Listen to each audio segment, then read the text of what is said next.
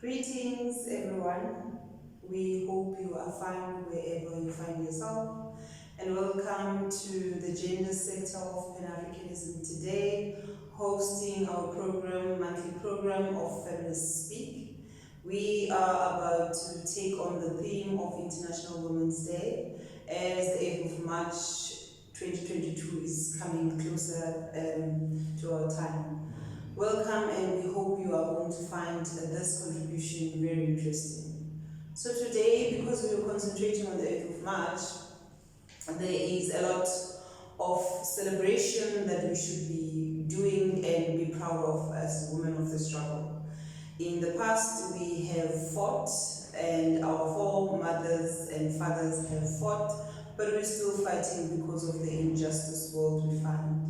And this is not a world that was naturally unfolding, but this is a world that's orchestrated by those that are our prisoners. So today we want to take this opportunity to have a short discussion about what do we think International Women's Day should be about.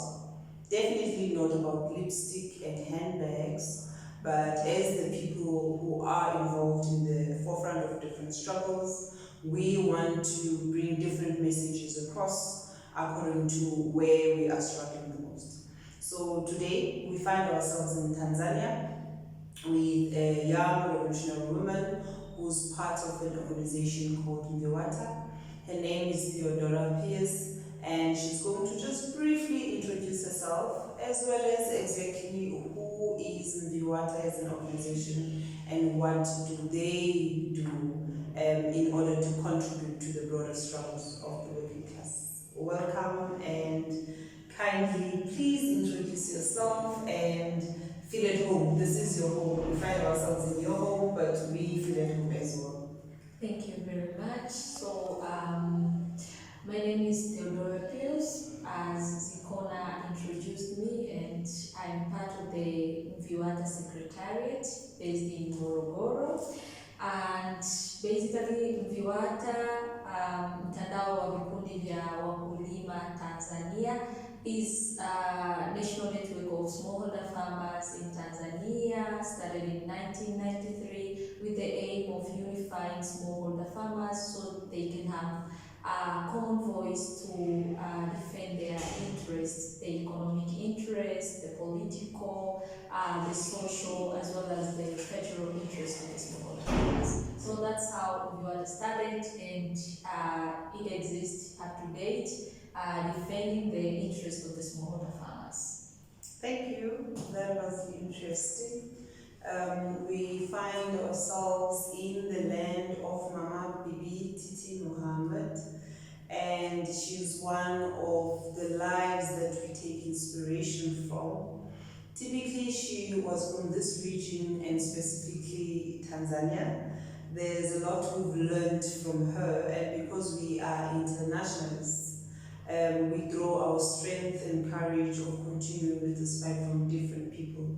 And today we would like to know, why should everyone else be inspired by the fights that Mama Bibi Titi fought, and where can we try and take the bait and continue up until we find ourselves in a better world that's a socialist world.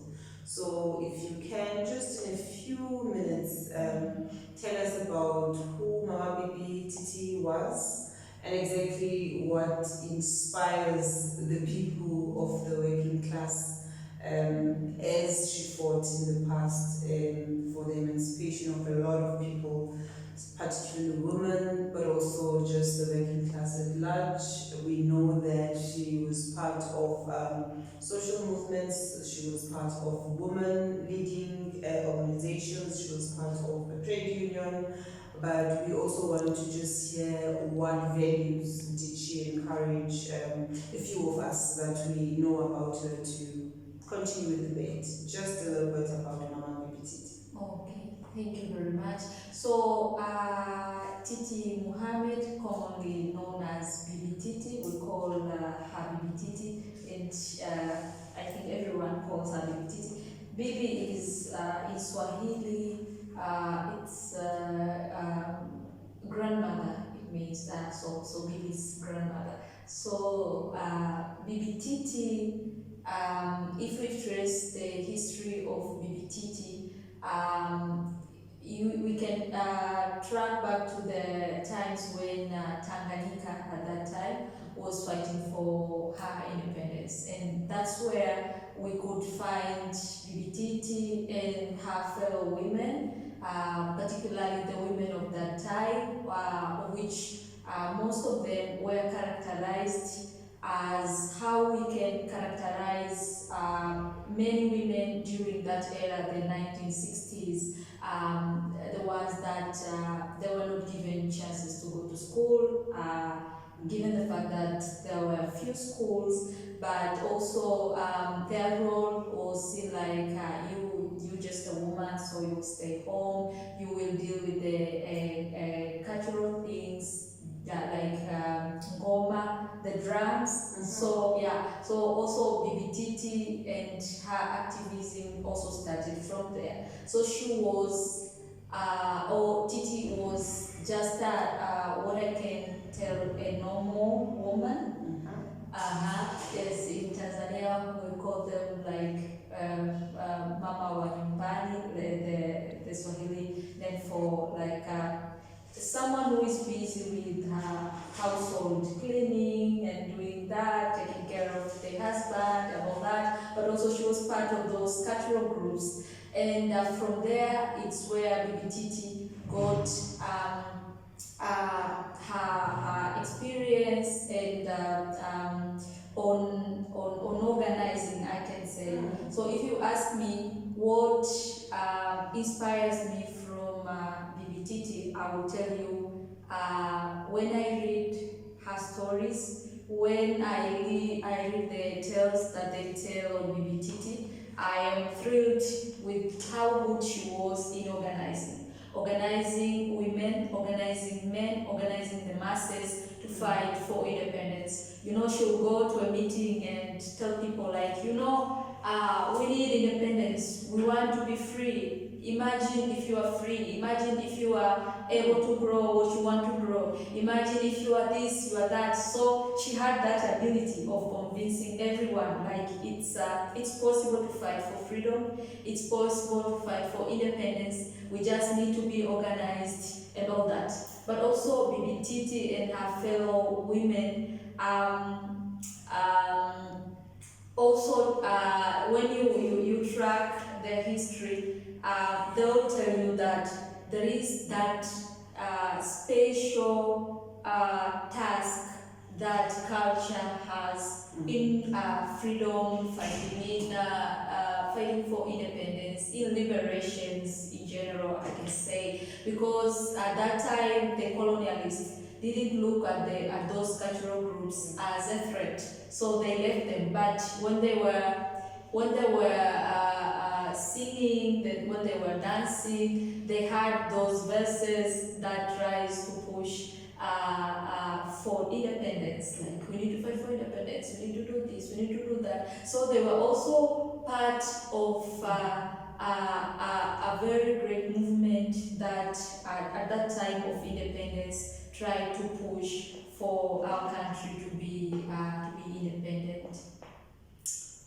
Two things I'm appreciating from what you're sharing now. One is the ability of sharing cultural experience, cultural exchanges, but that have a heavy political message in them. And I think as Africans we do that very well.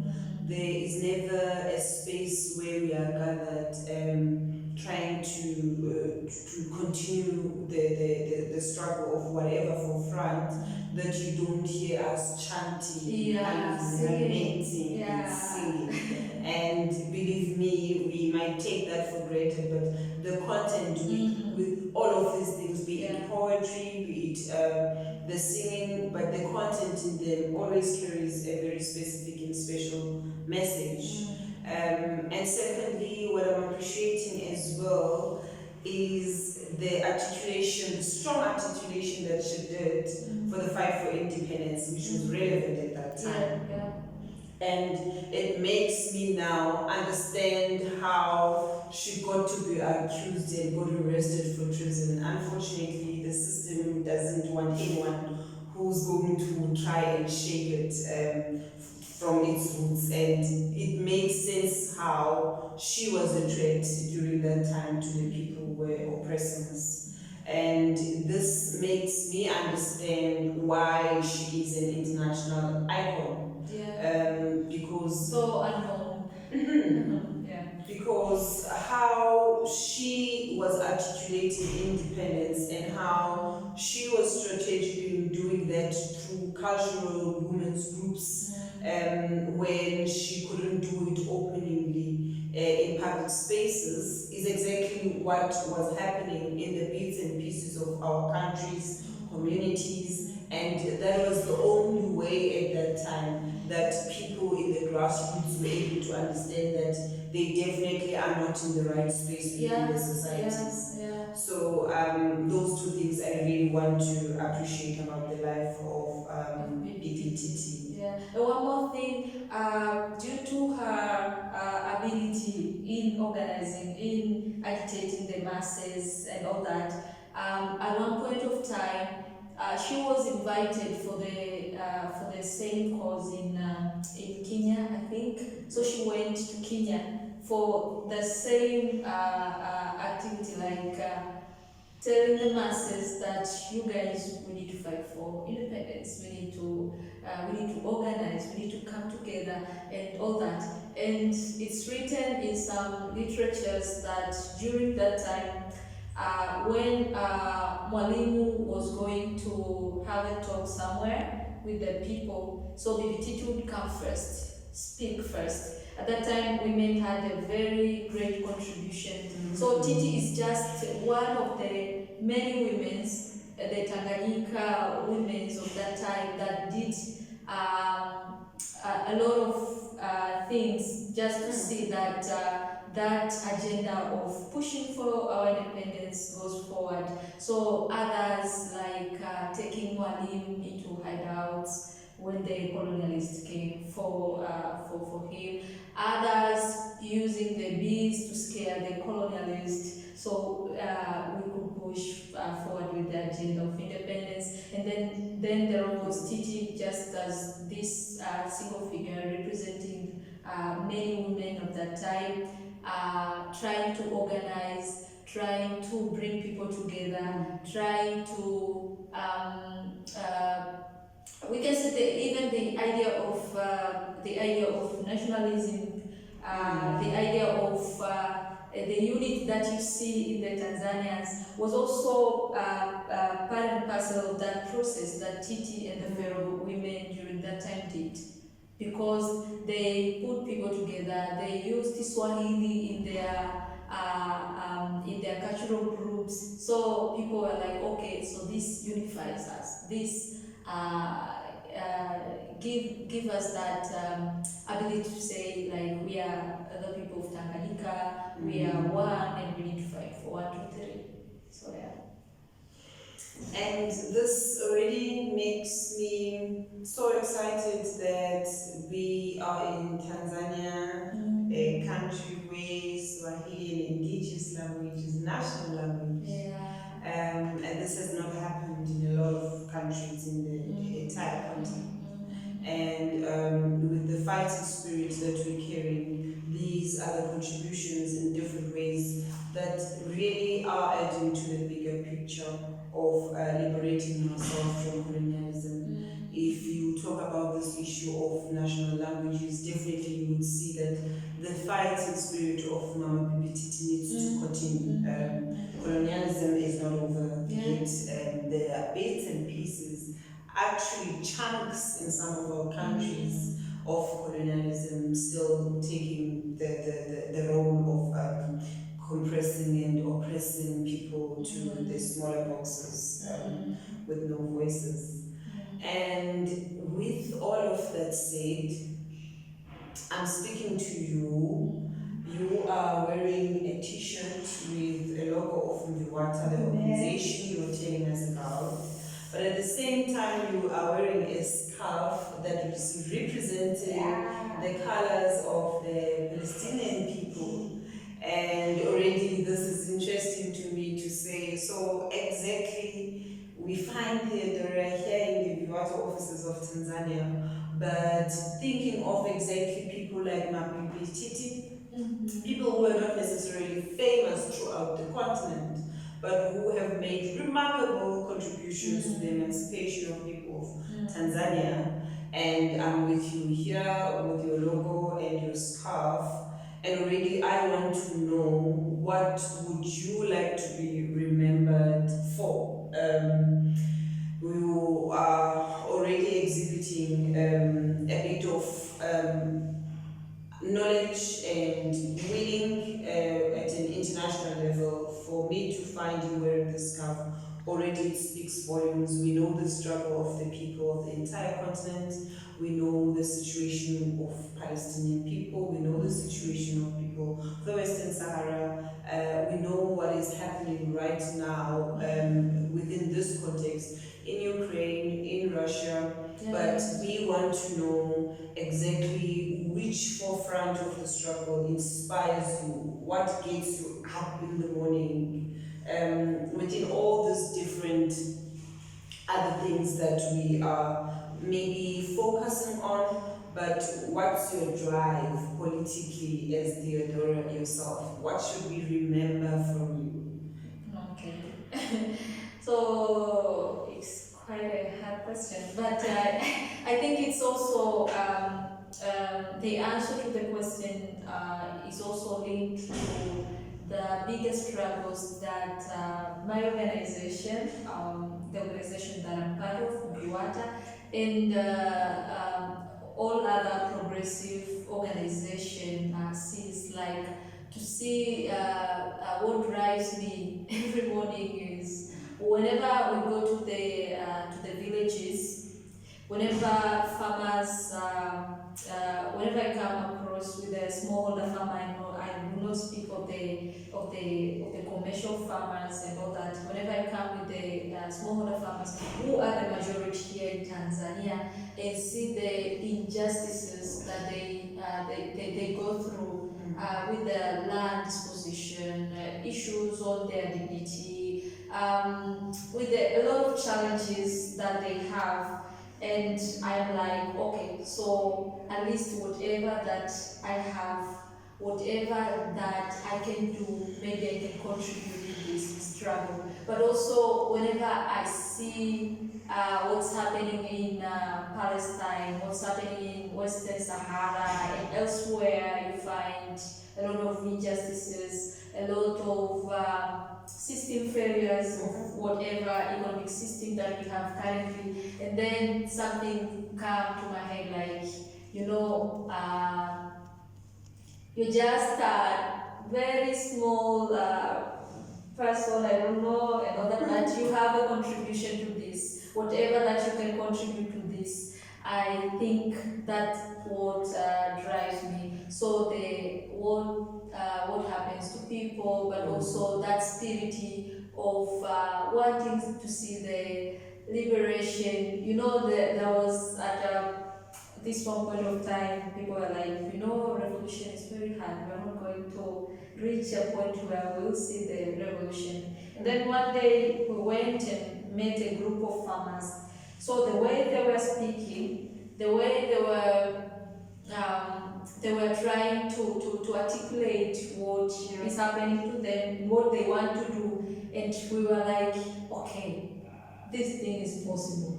So the revolution is possible. So no matter how long or what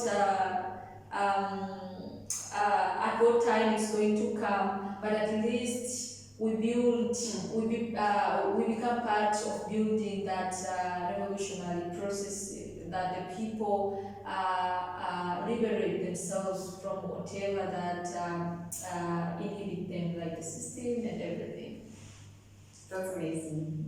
And in closing, maybe we should speak to the fact that Theodora and a lot of other comrades within MVIWATA do hold certain leadership position within even the organization.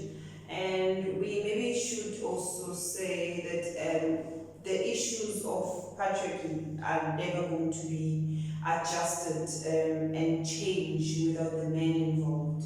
So moving forward from today, we want to urge that all organizations try and create programs and educational programs that are going to concentrate on the emancipation of women, but particularly make sure that the understanding is that this is class-based and patriarchy is a tool that just benefits the societies of the capitalist system at large. Thank you so much. If you would like, I'll give you just a few minutes for just making just one short message encouraging all the women who are part of the struggle. Okay, so I believe that all women who are part of this struggle basically know and understand what is our struggle, what do we struggle for, and sometimes it becomes very hard.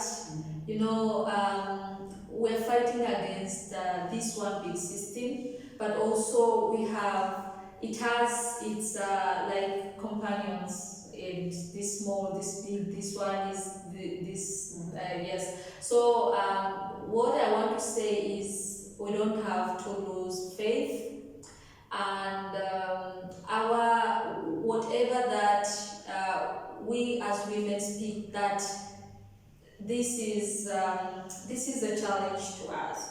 This is the struggle that we have. I believe it should be the struggle of the society, the struggle of the whole society, because as I think it was Thomas Sankara said, that there is no true liberation without the liberation of women. So you see, like, whatever that we want to achieve as a big result of our struggle as the working class, it has to start also with the liberation of the women. It's a must, like a common denominator to whatever equation that we have. So we don't have to lose faith. Our struggles are real, but we have to keep fighting, and it's possible. We'll make it.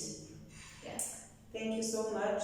We would like to appreciate all the organizations that are contributing to this patriarchal struggle, be it in particular for reproductive rights, for labor rights. Anything that you are contributing is definitely going to make it possible to elevate women from being at the bottom of the food chain, but to be in the equal level with everyone else in the society in order to pick up arms that are going to definitely overthrow the system of capitalism.